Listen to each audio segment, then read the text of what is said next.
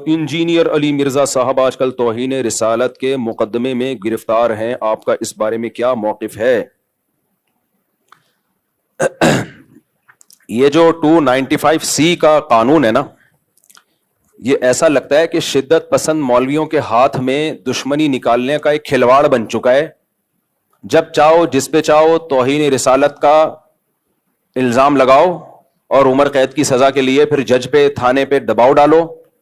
جج سزا نہیں سناتا تو اس کو قتل کی دھمکیاں، وکیل اس کو فیور کرتا ہے تو اس کو قتل کی دھمکیاں، کوئی اگر اس کے فیور میں بیان دے تو اس کو قتل کی دھمکیاں، کہ گستاخ کا جو ہے یار بھی غدار ہے اور گستاخ کا یار کو بھی قصبی سر قلم کیا جائے گا۔ یہ اس وقت پاکستان میں چل رہا ہے۔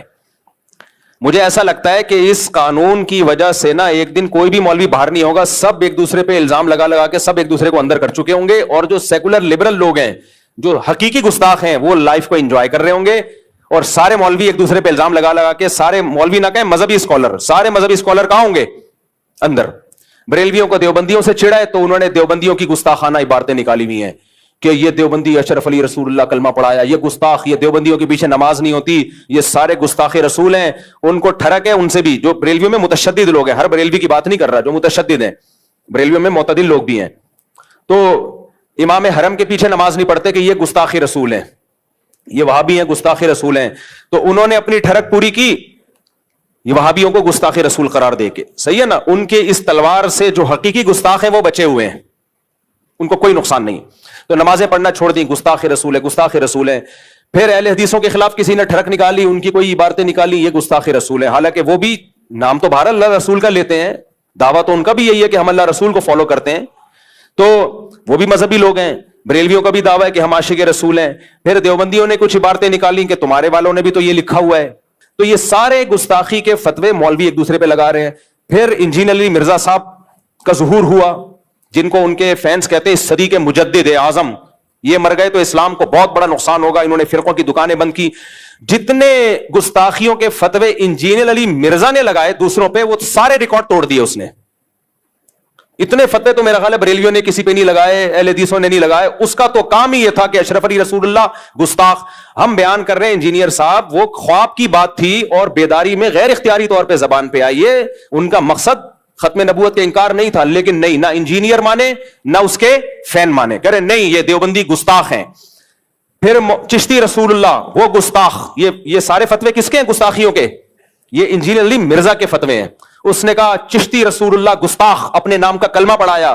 ہم نے ایکسپلین کیا بھائی معین الدین چشتی بہت بڑے بزرگ تھے، ان سے پوچھا جائے گا کہ معین الدین چشتی صاحب آپ کی بات کا مطلب کیا تھا؟ اشرف علی تھانوی نے کلمہ پڑھوایا تو پوچھا جائے گا حضرت آپ کی بات کا مطلب کیا تھا؟ انجینئر نے کہا نہیں، مطلب نہیں، جب بابوں کی باتیں آتی ہیں تو یہ لوگ مطلب تلاش کرتے ہیں، اپنے بابوں کو ڈیفینڈ کرتے ہیں۔ بابے تے شاہی کوئی نہیں، میرے نبی جیسا تے ہے ہی کوئی نہیں۔ یہ نعرے لگائے نہیں لگائے انجینئر نے؟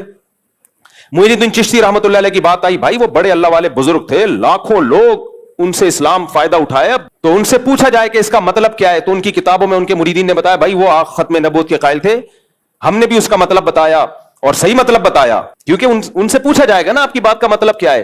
انجینئر کے جو فینز ہیں، اسٹوڈنٹس ہیں، انہوں نے کہا نہیں بابوں کا دفاع مت کرو، کسی بات کا کوئی مطلب نہیں ہوتا، جو لکھا ہے وہی مطلب ہے۔ تو آج اپنے جال میں سیاد آ گیا، خود پھنس گیا ہے۔ تو یہ سارے منجن ہیں مذہبی اسکالروں کے گستاخیوں کے فتوے، جو منجن انجینئر نے جتنا بیچا ہے اتنا تو کسی نے نہیں بیچا۔ یہ منجن ہر وقت کیڑے نکالنا، لونڈے باز قرار دیا ہے بزرگوں کو اس نے، معاذ اللہ۔ ان کے اعمال دیکھو، ان کی تہجد دیکھو، ان کی کتابیں دیکھو، انہوں سے جو اللہ نے دین کی خدمت لی ہے وہ دیکھو، کہ ان کو لونڈے باز قرار دینا یہ بہت بڑا جرم ہے۔ کسی مسلمان کو اغلام بازی کا مرتکب، لواطت کا مرتکب قرار دینا یہ جرم ہے۔ شریعت نے کہا ہے کہ اچھا محمل تلاش کرو۔ تو انجینئر کے فین کیا کہتے ہیں؟ انجینئر کے فینس نے کیا کہا؟ لو اپنے بابوں کا کیا کر رہے ہیں؟ دفاع کر رہے ہیں۔ بھائی شریعت کا حکم ہے، کسی مسلمان کے عمل کی کوئی بات اگر وہ کرتا ہے اس کے بات کے 100 مطلب نکلتے ہیں، 99 غلط اور 1 صحیح، تو ہمیں کون سا مطلب نکالنا ہے؟ صحیح والا۔ یہ بابوں کا حکم نہیں ہے، یہ کس کا حکم ہے؟ اسلام کا حکم ہے۔ تو آج وہی بابا اپنے ہی فتووں کا خود ہی پھنس گیا ہے۔ ہم تو آج بھی انجینئر کو ڈیفینڈ کر رہے ہیں کہ انجینئر نے اگر عیسائیوں کے بارے میں یہ کہہ دیا، یہ میں ذرا پی لوں، کیا خیال ہے؟ مزہ نہ آئے پیسے واپس۔ یہ شہد بھی بلوچستان کے پہاڑوں کا خالص شہد ہے، दुकान से खरीदा हुआ शहद नहीं है। एक बात समझ में आ रही बात? बलूचिस्तान के पहाड़ों का खालिस छोटी मक्खी का, और इसमें जो लेमन डला है वो मेरे अपने दरख्त का लेमन है। आज जुमे की नमाज से पहले मैं दरख्त से लेमन तोड़ रहा था, खालिस ऑर्गेनिक, कोई यूरिया नहीं है। मजा ना आए तो फिर पैसे वापस होंगे कि नहीं होंगे? मुझे पता है आप लोग को तकलीफ हो रही है। और ये 1 घंटा कम से कम लेमन इस पानी के अंदर पड़ा रहा है, उससे उसकी कड़वाहट आई है। लेमन के छिलके में बहुत सारे खजाने दफन है, समझ रहे हो?